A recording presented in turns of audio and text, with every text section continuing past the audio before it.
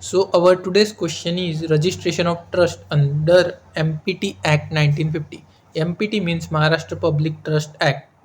और ये अपना लॉ ऑफ ट्रस्ट का आखिरी वीडियो है या फिर आखिरी टॉपिक है बोल सकते हैं अपन। अगर आपको किसी और टॉपिक या और क्वेश्चन है आपका कोई तो उस वो आप कमेंट कर सकते हैं, मैं उस पर भी एक स्पेसिफिक वीडियो बनाऊंगा। तो चलिए इंट्रोडक्शन देखते हैं। In Maharashtra, Public Trust Act are governed by the Maharashtra Public Trust Act 1950, formerly the Bombay Public Trust Act. Registration is not just a formality, it is a mandatory legal requirement for any public trust operating in the state. So registration ये बस एक formality नहीं है, ये एक mandatory legal requirement है जो कि कंपलसरी है सभी पब्लिक ट्रस्ट के लिए जो भी एक स्टेट में ऑपरेट कर रहे। क्योंकि अगर आप रजिस्टर नहीं हो तो आपको लीगल एंटिटी की डेफिनेशन में नहीं पकड़ा जाएगा। इसलिए आपको रजिस्ट्रेशन करना इज़ मोस्ट इम्पॉर्टेंट। और अपन ने पिछली वीडियो में देखा कि रजिस्ट्रेशन चैरिटी कमिश्नर के ऑफिस में किया जाता। Here is a simplified break down of registration process and why it matters.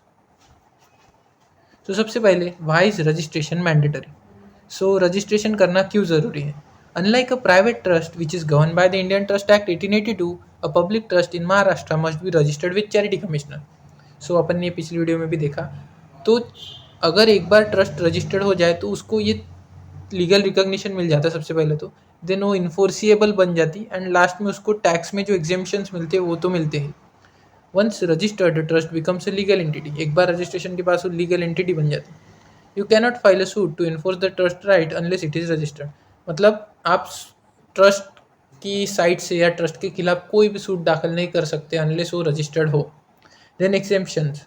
Registration is often a prerequisite for getting income tax exemptions like ATG और 12A। मतलब registration करने के बाद ही आप इनकम टैक्स में एग्जेम्पशन डिमांड कर सकते। Unregistered trust ये डिमांड नहीं कर सकते। सो रजिस्ट्रेशन करना इसलिए ज़रूरी है। देन आता है who is the authority. The registration is handled by the public trust registration office. The state is divided into regions, each headed by a charity commissioner at the state level, deputy or assistant charity commissioner at district or regional level। So public trust registration office में जाके registration करना पड़ता। और वो head मतलब उसका जो head रहता वो चैरिटी कमिश्नर रहता एट स्टेट लेवल पे, और डिप्यूटी और असिस्टेंट चैरिटी कमिश्नर रहते डिस्ट्रिक्ट लेवल या रीजनल लेवल पे। देन आता है द रजिस्ट्रेशन प्रोसेस। तो सबसे पहले step 1, filing the application under section 18। The trustee must apply for registration within the 3 months of creating the trust. This is the done schedule using Schedule 2, the standard application form। So detail में क्या क्या होना, सबसे पहले 3 महीने के अंदर अंदर उसको रजिस्ट्रेशन के लिए अप्लाई करना पड़ता है ट्रस्ट बनने के बाद। और कौन से डिटेल्स सबमिट करना पड़ता, तो सबसे पहले name of trust, names of trustee, object of trust and description of movable and immovable property. Then step 2 आता, documents required to register. You typically need, तो 4 डॉक्यूमेंट इंपॉर्टेंट है। सबसे पहले ट्रस्ट डीड होना, देन कंसेंट लेटर होना, उसके बाद affidavit होना एंड लास्ट में प्रॉपर्टी के डॉक्यूमेंट्स होना। So trust deed, the legal document on stamp paper that defines the trust. ये एक लीगल डॉक्यूमेंट रहता है स्टैम्प पेपर पे जो कि ट्रस्ट डिफाइन कर। Then consent letter, it must be sign by all trustees agreeing to act as a trustees. So सभी trustee ने एक कंसेंट लेटर साइन करने को होना कि वो खुद होके एग्री कर रहे ट्रस्टी बनने के लिए। Then affidavit, sworn by person applying, मतलब जो भी अप्लाई कर रहा है उसके नाम से एक एफिडेविट। एंड लास्ट में property documents, proof of ownership और एनओसी और for the registered office address. So ये सब होना। लास्ट में आता स्टेप 3, द पब्लिक नोटिस।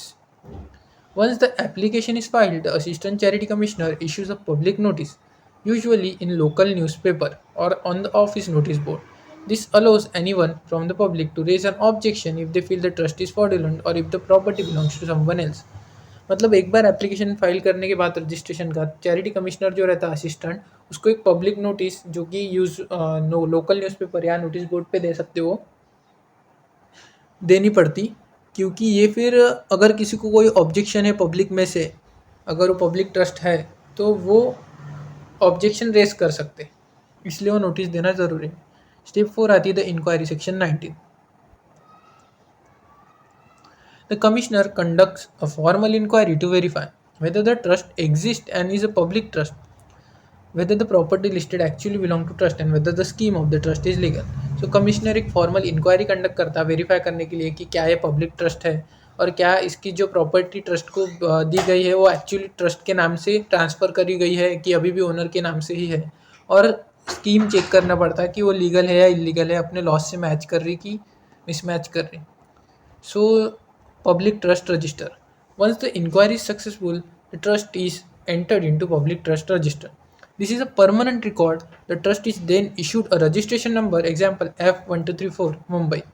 सो एक बार इंक्वायरी सक्सेसफुल होने के बाद वो ट्रस्ट को पब्लिक ट्रस्ट रजिस्टर में उसकी एंट्री करी जाती है उस ट्रस्ट की, और ये अभी एक परमानेंट रिकॉर्ड बन जाता एंड उसको देन रजिस्ट्रेशन नंबर मिलता। की information in public trust register, तो सबसे पहले name and address of current trustee रहता, देन मोड ऑफ सक्सेशन रहता कि नए ट्रस्टी कैसे पिक किए जाएंगे, and list of all trust property रहता। लास्ट में आता important post registration details, sorry duties. Registration is only the beginning under the empty act. Registered trust must, एक बार रजिस्टर्ड होने के बाद ट्रस्ट को सबसे पहले फाइल चेंज रिपोर्ट सबमिट करना पड़ता सेक्शन 22 के तहत। If a trustee dies, resigns, or a new property is bought, you must inform the charity commissioner within 90 days. Then audit करना पड़ता। Accounts must be audited annually and submitted to the charity office. Contribution. Every registered trust must pay a small percentage of its income as a contribution to public annuity fund unless exempted. मतलब अगर कोई trust exempted नहीं हो तो उस हर trust को small percentage of their income contribute करना पड़ता पब्लिक एन्यूटी फंड में। Then last summary for exams.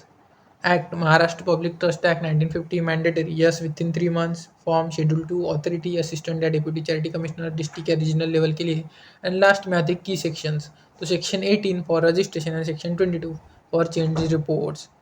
So अपना registration of trust ये क्वेश्चन कंप्लीट होता है इधर, और लॉ ऑफ ट्रस्ट भी पूरा ख़त्म होता है। अगर आपको कोई क्वेश्चन आए तो कमेंट ज़रूर करना, मैं उस पर सेपरेट वीडियो बना दूंगा। और अगर आपको ये पूरी कंप्लीट नोट्स चाहिए होंगी 75 पेजेस की है ये कंप्लीट नोट, तो आप कमेंट कर देना, मैं ये भी आपको प्रोवाइड कर दूंगा। So thanks for watching the video.